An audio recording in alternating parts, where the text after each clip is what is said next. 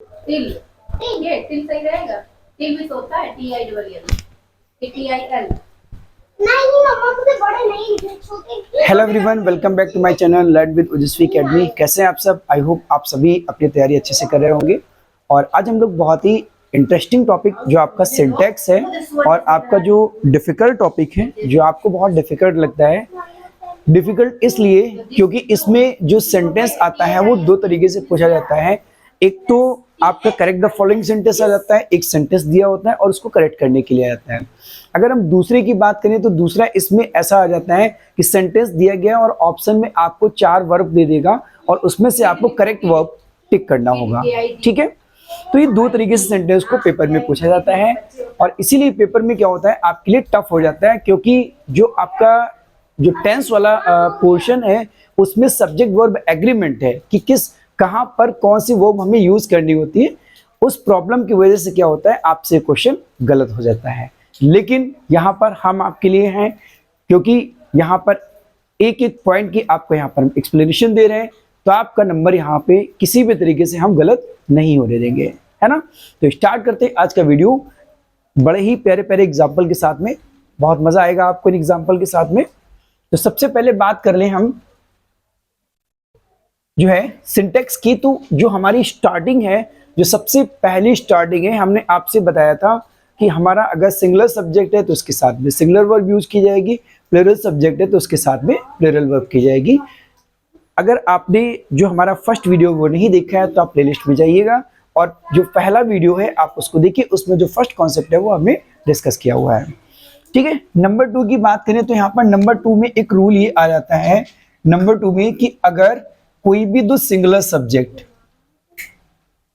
अगर कोई भी दो सिंगुलर सब्जेक्ट अगर एंड से जुड़े हुए हों, अगर वो एंड से जुड़े हैं कोई भी दो सिंगुलर सब्जेक्ट, तो हम उसके साथ में जो वर्ब यूज करेंगे वो प्लूरल की वर्ब यूज करेंगे, प्लूरल वर्ब यूज की जाएगी, है ना। शॉर्ट फॉर्म की बात करें तो उसको पीवी कह देंगे हम। अगर हमारे साथ में कोई दो सिंगुलर सब्जेक्ट हैं, कोई दो सिंगुलर सब्जेक्ट हैं और वो एंड से जुड़े हुए हैं, तो हम उनके साथ में प्लूरल वर्ब यूज करेंगे। रीजन क्या है? क्योंकि वो एक से ज्यादा हो गए, दो हो गए, तो ऑब्वियस सी बात है क्या यूज करेंगे? प्लूरल यूज करेंगे। सीखते हैं एग्जांपल के साथ में। अगर हम बात करें Reema and Seema is are friends, है ना। आप हमारे साथ में अगर कॉपी लेकर के बैठे हैं, है ना, तो आप क्या कीजिएगा अपनी कॉपी पर आंसर को अपने हिसाब से जो है टिक करते जाइएगा, इज होगा या आर होगा, बस इतना लिखते जाइएगा और फाइनली आप देखिएगा कि आप उसमें कितने आंसर कर पाए हैं। ठीक है, तो Reema and Seema is are friends. देखिए यहाँ पे आपके सामने दो ऑप्शन है कि इसमें इज होगा या फिर आर होगा। ठीक है, तो देखो रीमा एक है और सीमा एक है, यानी कि रीमा और सीमा दो लोग हो गए। तो ऑब्वियस सी बात है जब दो लोग हो गए हैं तो हम किसके साथ जाएंगे? प्लूरल के साथ जाएंगे। तो इसका मतलब हो जाएगा Reema and Seema are friends. Reema और सीमा दोनों क्या है? फ्रेंड्स हैं। ठीक है, अगर हम नंबर 2 की बात करें तो नंबर 2 में आपका क्वेश्चन है Hari and Abdul, Hari and Abdul have gone to Ranchi. यानी कि हरी है और अब्दुल है, यानी कि दो लोगों की बात की गई है और आपको ये बताना है यहाँ पर कि हैज होगा या फिर हैव होगा। तो अगर इनकी बात करें तो ये भी क्या कह रहा है? हरी और अब्दुल दो लोग हैं, और जब एक से ज्यादा की बात हो गई तो इसका मतलब वो प्लूरल हो गया, और प्लूरल हो गया तो हम क्या यूज करेंगे? हैव का यूज करेंगे। तो इसका मतलब यहाँ पे राइट आंसर क्या हो जाएगा आपका? हैव हो जाएगा। यानी कि हरी और अब्दुल जो है वो कहाँ गए हैं? रांची गए हैं। राइट, आप मुझे कमेंट सेक्शन में बताइएगा कि ये सेंटेंस जो है वो किस टेंस का है।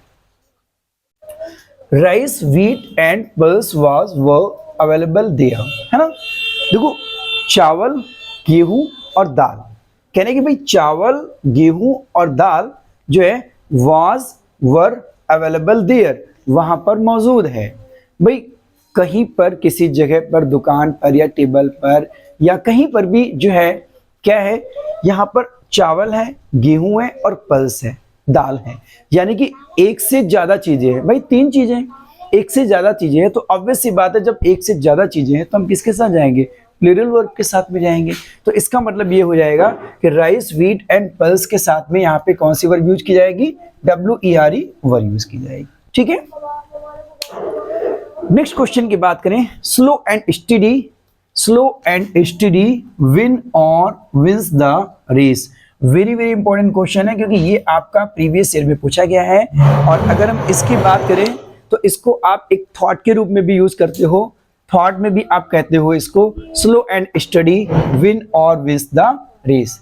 देखो आपने वो कहानी तो सुनी होगी ना, कछुआ और खरगोश वाली। तो उसमें क्या होता है कि एक कछुआ होता है और एक खरगोश होता है, तो दोनों में क्या हो जाती है, डिस्कस हो जाती है कि भाई रेस को कौन जीतेगा, हम जीतेंगे। कछुआ कहता है हम जीतेंगे और खरगोश कहता है हम जीतेंगे। तो उसमें रेस में क्या होता है, खरगोश जो है वो अपने आप को ज्यादा ही पावरफुल समझता है, तो वो दौड़ता हुआ जाता है और बीच में जाकर के कहीं रुक जाता है। वो क्या सोचता है, वो सोचता है कि भाई अभी तो कछुआ तो बहुत धीरे धीरे चलता है और मैं जल्दी से पहुंच जाऊंगा, तो इसलिए थोड़ा आराम कर लेता हूं। भाई वो तो मजे करने लगता है।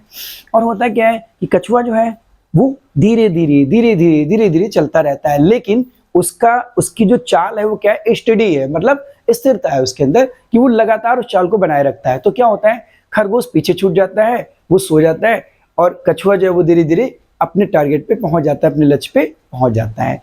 और खरगोश जब सो करके उठता है तो उसको लगता है अरे अभी तो कछुआ आया ही नहीं, तो भागता हुआ जाता है। और क्या होता है, जब वो उस लक्ष्य पे जाता है जहां उसे पहुंचना होता है, तो वहां पर कछुआ ऑलरेडी वहां पर मौजूद होता है। और आपने देखा होगा कि इस स्टोरी का जो मोरल है वो यही आपको मिलता है, स्लो एंड स्टडी। अब आगे विन होगा या विंस होगा ये आपको बताना है। देखिए अगर बात करें स्लो एंड स्टडी की, तो ये क्या कर रहा है, धीरे और स्थिरता, यानी कि धीरे और स्थिरता दोनों क्या करती हैं, रेस को जीत दिला देती हैं। अब अगर हम बात करें, भाई अकेले धीरे से तो नहीं होगा ना, सिर्फ धीरे चलने से तो काम नहीं होगा। अगर हम धीरे ही चलते रहेंगे तो फिर तो भी हम पीछे हो जाएंगे, है ना। सिर्फ धीरे चलते रहेंगे, धीरे चलने के साथ साथ क्या उसकी रही है, स्टडी रही है, मतलब वो कंटिन्यूटी रही है, कंसिस्टेंसी रही है, स्थिरता रही है, इसीलिए वो क्या करता है, जीत जाता है। यानी कि दोनों क्वालिटी क्या हो जाती है, कंबाइन हो जाती है एक में। तो इसका मतलब ये हुआ, आपको ये समझ लेना चाहिए कि अगर कहीं पर दो सिंगुलर नाउन, ये आपका यहाँ पर थर्ड रूल है, अगर कहीं पर दो सिंगुलर नाउन है यहाँ पर और वो एक ही चीज को डिनोट करते हैं, मतलब वो कंपाउंड हो जाते हैं। कंपाउंड नाउन ऐसे नाउन कहलाते हैं जो एक ही में हो जाते हैं, मिक्सअप हो जाते हैं और वो किसी एक क्वालिटी को, एक चीज को डिनोट करते हैं। ऐसे में उनके साथ में हमेशा कौन सी वर्ब आती है, सिंगुलर की वर्ब आती है, ये याद रखिएगा। तो इसका मतलब ये हो गया, स्लो एंड स्टडी आप विंस के साथ जाएंगे, विन के साथ नहीं जाएंगे, क्योंकि आपको पता है प्रेजेंट टेंस का रूल क्या होता है, सिंगुलर के साथ में हम क्या यूज करते हैं, जो है एस वाली वर्ब यूज करते हैं, और प्लूरल के साथ में विन, यानी कि प्लूरल के साथ में विदाउट एस वाली यूज करते हैं। तो हम यहां पर क्या लगाएंगे, विंस को टिक करेंगे, right. Slow and steady wins the race, ठीक है। तो कंसिस्टेंसी बना करके रखनी है। अगर आप धीरे धीरे चलते रहते हैं और अपनी कंसिस्टेंसी बनाए हुए हैं, है ना, तो आप अपने लक्ष्य तक पहुंच जाएंगे। नेक्स्ट क्वेश्चन की बात करें, rice and curry is are my favourite dish. भाई एक बात बताओ, आपके सामने कढ़ी रखा हुआ है और चावल रखा हुआ है, तो आप क्या करोगे, चावल चम्मच से अलग खाओगे और कढ़ी चम्मच से अलग खाओगे? क्या आप ऐसा करोगे? नहीं, आप क्या करोगे, चावल और कढ़ी मिला करके ही खाओगे। तो अगर डिश की बात करें तो ये क्या कह रहा है, rice and curry is are my favourite dish. अब ये तो आपके सामने ऑप्शन है कि आप इज लगाओगे या आर लगाओगे, ये तो अभी मेरा एक्सप्लेनेशन के बाद में आप बता दोगे कि भाई मेरी फेवरेट डिश है। अभी तो नहीं कहोगे चावल मेरी फेवरेट डिश है, कढ़ी मेरी फेवरेट डिश है, आप ही कहोगे ना कढ़ी चावल मेरी फेवरेट डिश है, राइट। तो जैसे ही आपने बोला कढ़ी चावल, तो वो डिश किसमें हो गई, ये हैं तो दोनों सिंगुलर नाउन, पर एक डिश के रूप में क्या हुआ, कंपाउंड बन गए, कंपाउंड नाउन बन गए। तो इसका मतलब ये हुआ कि भाई राइस एंड करी दोनों क्या हो गए, कंपाउंड नाउन हो गए, और इसलिए यहां पर कौन सी वर्ब आएगी, सिंगुलर वर्ब आएगी। इसका मतलब यहां पर आंसर क्या हो जाएगा, rice and curry is my favourite dish, ठीक है। चलिए नेक्स्ट क्वेश्चन की तरफ चलते हैं। A horse and carriage is are ready for bride. हाँ, तो जो है देखिए हॉर्स एंड कैरीज, देखो हॉर्स माने क्या होता है, घोड़ा होता है, और कैरीज माने क्या होती है, गाड़ी होती है। देखा होगा ना आपने, तांगा देखा होगा ना आपने, उसमें जो है घोड़ा लगा होता है ना, और जिस पर आप बैठ करके घूमने जाते हैं या गांव में सवारी करने जाते हैं, एंजॉय करते हैं, ठीक है। तो घोड़ा गाड़ी बात क्या हो गई, घोड़ा गाड़ी। अगर बात करें हैं तो दो लोग यहाँ पर, एक घोड़ा है और एक गाड़ी है, ठीक। इज आर, इसको तो आप अभी बता देंगे एक्सप्लेनेशन के बाद क्या होगा, is are ready for bride, है ना, किसके लिए तैयार है, दुल्हन के लिए तैयार है। ब्राइड माने तो पता ही होगा आपको, दुल्हन होता है, किसके लिए तैयार है, दुल्हन के लिए। भाई कह रहा है कि घोड़ा गाड़ी जो है वो दुल्हन के लिए तैयार है। अब आप हमें एक बात बताओ जरा सोच के, जो दुल्हन तैयार है, घोड़ा और गाड़ी दोनों चीजें, तो क्या वो अलग अलग बैठ के जाएगी, नहीं, ये क्या है, घोड़ा गाड़ी। आपने क्या यूज किया है, घोड़ा गाड़ी, ठीक है, घोड़ा गाड़ी। तो इसका मतलब क्या हुआ, है दोनों अलग अलग, लेकिन हमने क्या किया, दोनों को कंपाउंड कर दिया है इस सेंटेंस में, है ना। तो जब दोनों कंपाउंड हो गए, दोनों मिल गए, कंबाइन टुगेदर हो गए, तो इसका मतलब यहाँ पर क्या हो जाएगा, हम सिंगुलर वर्ब के साथ जाएंगे, है ना। तो आप क्या करोगे, is ready for bride. Screaming and shouting were heard coming from hall. देखिए स्क्रीमिंग का मतलब क्या होता है, चिल्लाना, चीखना। स्क्रीमिंग का मतलब होता है चीखना, और शाउटिंग का मतलब होता है चिल्लाना। देखिए screaming and shouting, screaming and shouting. अब आपको बताना है यहाँ पर वाज होगा या फिर वर होगा। Was, were, heard coming from hall. भाई क्या कह रहे हैं, हियर्ड मतलब सुना, है ना, हियर मतलब सुनना होता है, और कमिंग मतलब आता हुआ, फ्रॉम हॉल, कहां से, चीखना चिल्लाना, चीखने चिल्लाना जो है वो हॉल से आता हुआ सुनाई दिया। यानी कि हॉल है, हॉल से चीखना चिल्लाना आता हुआ सुनाई दिया, मतलब कोई आवाज है चीखने चिल्लाने की, वो हमें हॉल से आती हुई सुनाई दी। अब मैं एक बात बताओ, बात तो कही जा रही है यहाँ पर चीखने और चिल्लाने की, देखने में तो आपके पास अलग अलग चीजें हैं, पर एक बात बताओ, जब हम कहेंगे कोई चीख चिल्ला रहा है ना, किसी के चीखने और चिल्लाने की आवाज आ रही है, तो भाई चीखना चिल्लाना अलग अलग चीज थोड़ी ना है, वो तो कंपाउंड ही है, शोर मचाना हुआ, है ना, ऑब्वियस सी बात है। तो इसका मतलब ये भी क्या हो गए, कंपाउंड हो गए, और जब कंपाउंड हो गए तो इसका मतलब हम किसके साथ जाएंगे, वाज के साथ जाएंगे, सिंगुलर वर्ब के साथ जाएंगे, ठीक है।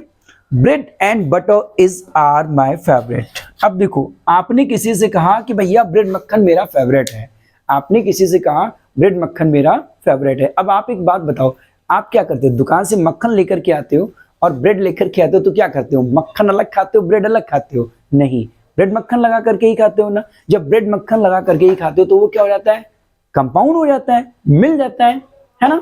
तो उसको इस तरीके से आप यूज करते हो, ठीक है। तो जब वो कंपाउंड हो गया तो मतलब डिश कैसी हो गई, एक डिश हो गई, भले ही दोनों अलग चीजें ब्रेड और मक्खन, बट आप उसको यूज कर रहे हो एक डिश के रूप में, ब्रेड मक्खन एक डिश के रूप में आप यूज कर रहे हो। जब ये एक डिश के रूप में यूज हो रही है, दोनों सिंगुलर नाउन एक में मिल गए, तो ये क्या हो गया, सिंगुलर क्यों हो गया। अब ये किसके साथ जाएगा, सिंगुलर वर्ब के साथ जाएगा। तो आप क्या कहोगे, भैया ब्रेड मक्खन मेरा फेवरेट है, तो bread and butter is my favourite, है ना। तो I hope this is clear to all of you. उम्मीद करते हैं ये चीज आपको समझ आ गई होगी कि अगर दो सिंगुलर नाउन जो ये रिप्रेजेंट करें कि भाई दो अलग अलग चीजें हैं, वहां पर क्या है, वो आपका प्लूरल वर्ब यूज किया जाएगा। दो अलग अलग कैंडिडेट हैं, दो अलग अलग चीजें रिप्रेजेंट हो रही अलग अलग, तो वहां पर आपके साथ में प्लूरल यूज किया जाएगा। लेकिन अगर कोई एक जो है दोनों चीजें मिल करके एक ही चीज को डिनोट कर रही हैं, जैसे आप घी नमक रोटी लगा करके खाते हो, तो देखो घी भी है, नमक भी है, रोटी भी है ना। तो रोटी में ही घी नमक तीनों लगाते हो ना, है तो तीन चीजें, पर दोनों मिक्सअप कर दोगे तो वो क्या हो जाएगा, कंपाउंड हो जाएगा, दोनों एक ही साथ में मिल जाएंगे, ठीक है। तो इसीलिए मैं यहाँ पर कह रहा हूं कि भाई दो सिंगुलर नाउन अगर यहाँ पर होंगे और दोनों को एक में मिला देंगे तो उसके साथ में कौन सी वर्ब यूज करेंगे, सिंगुलर वर्ब यूज करेंगे। और याद रखना एग्जाम में यहाँ से क्वेश्चन बहुत ज्यादा पूछा जाता है, और ये दो क्वेश्चन आप ध्यान रखिएगा, ब्रेड एंड बटर वाला और स्लो एंड स्टडी वाला बहुत ज्यादा पूछा जाता है। पूछने का तरीका क्या होता है, या तो वो इस तरीके से पूछ लेगा आपसे, या फिर ऐसे पूछ लेगा कि slow and steady wins option में दे देगा 2 और 4 ऑप्शन और दे देगा, इज विन दे देगा, वाज विन दे देगा, कुछ भी दे सकता है, 4 ऑप्शन दे देगा और आपको राइट आंसर टिक करना होगा। तो I hope this is clear to all of you. उम्मीद करते हैं कि आपको ये कॉन्सेप्ट क्लियर हो गया होगा। सिंटैक्स के और भी जो टॉपिक हैं जो बहुत टफ आपको लगते हैं, उनको एक बड़े इजी वे में हम एग्जाम्पल के साथ ऐसे सीख लेंगे जो आपको पता ही नहीं चलेगा कि आप सिंटैक्स कब सीख गए। और इसकी प्रैक्टिस हम लोग करेंगे टेलीग्राम पे। वीडियो अगर आपको अच्छा लगे तो लाइक जरूर करें, है ना।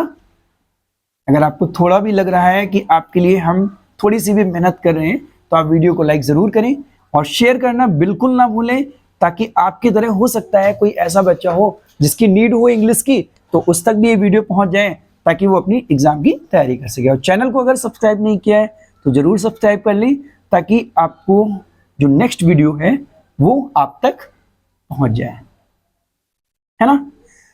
तो एंजॉय कीजिए मेरे प्यारे बच्चों, मिलते हैं नेक्स्ट लेक्चर के बाद, तब तक के लिए थैंक्स फॉर वॉचिंग।